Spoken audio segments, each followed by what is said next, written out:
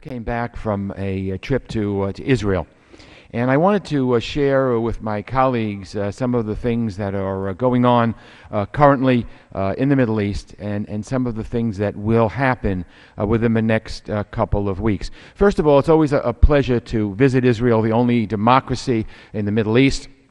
It's a pleasure to watch last Saturday night, there were demonstrations throughout Israel, the young people in a democratic way voicing their feelings about important issues, just like we do here in the United States.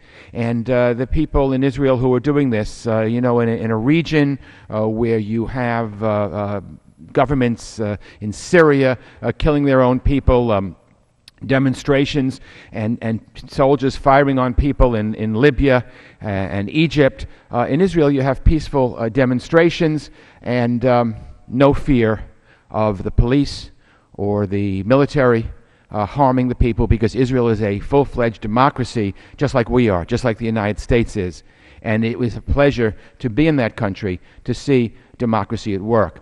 But there are several things that are happening during the next few weeks, and a number of them are at the United Nations in my home city in New York.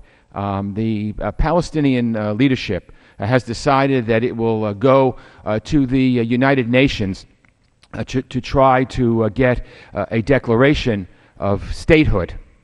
Now, that is something that I believe, and any reasonable person believes, should be decided in negotiations, face-to-face negotiations, between Israel and the Palestinians. In any dispute anywhere in the world, the only way that you can resolve the issue is if the two adversaries sit down and hammer out the issues.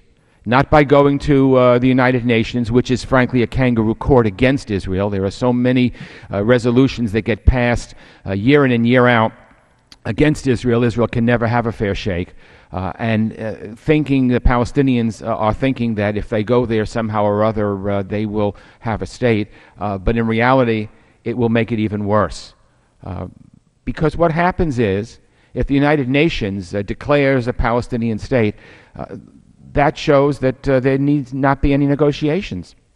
And down the line, the Palestinian leadership will not be able to settle for anything less than what the resolution says, and no Israeli government, frankly, can agree to what a likely resolution is likely to say. And it will set back the cause of negotiation and the cause of peace even greater.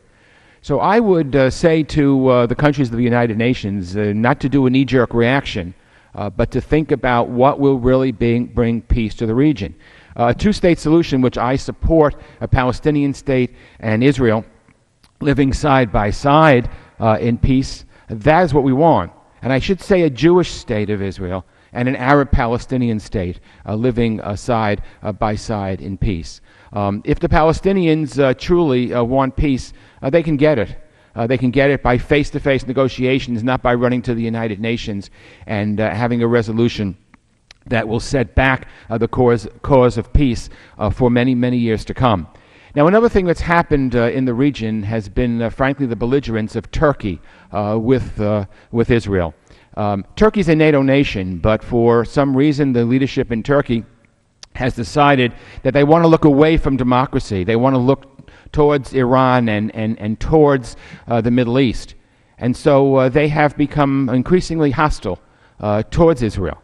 And we have, of course, the flotilla incident, where Israel has a blockade of Gaza, because Hamas, terrorist organization, is in Gaza, in control of Gaza, and Israel has to be very, very sure that it protects its citizens from terrorism. We have had rockets and rockets and rockets, barrages fired into Israel from Gaza, Israeli citizens being killed. No country would ever allow that to happen. If we had a situation where terrorists were firing missiles at us from any of the border countries, Mexico or Canada, we wouldn't stand for it in a second. We would go in and clean out the terrorists that are threatening our civilian population.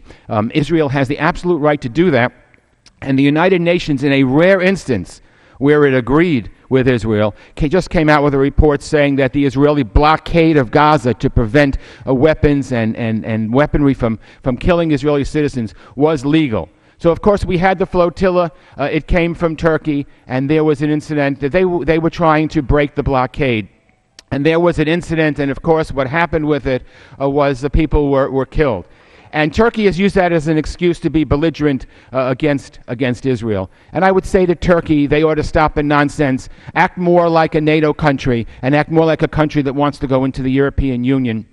Not a country that is sympathetic to extremism, and not a country that is saying the most belligerent things, just toned down and scaled back its diplomatic recognition with Israel. I call on Turkey to act like a NATO nation. I thank you, Mr. Speaker, and I yield back.